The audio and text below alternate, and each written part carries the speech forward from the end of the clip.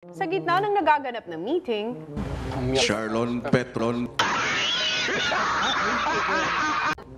Petron, Kuya, pumasok ka sa confession room. Kaya kita pinatawag dahil madalas salad ang liad, gawa na lipat-ikaya.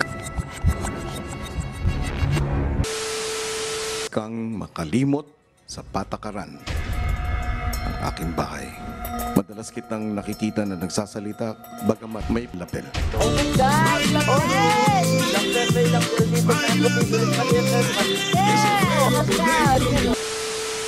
Iwan sa upuan.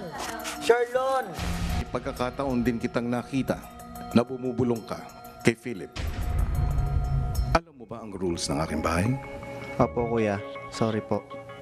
Dahil dyan, Charlon, ikaw ay magkakaroon ng parusa. Magmula sa puntong ito, ikaw ay magiging isang drill sergeant. Bilang drill sergeant, pasigaw ang lagi mong utos. Para kang nag-uutos sa iyong mga sundalo. Bibigyan kita ng 30 seconds para magpalit. 30, 29, 28, 25, 20, 15, 10, 9, 8, 7, 6, 5, 4, 3, 2, 1. Natapos mo ba? Di po kuya. Yung isa po, di ko po nasuot na maayos.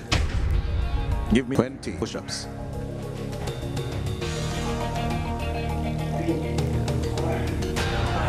10. Yes.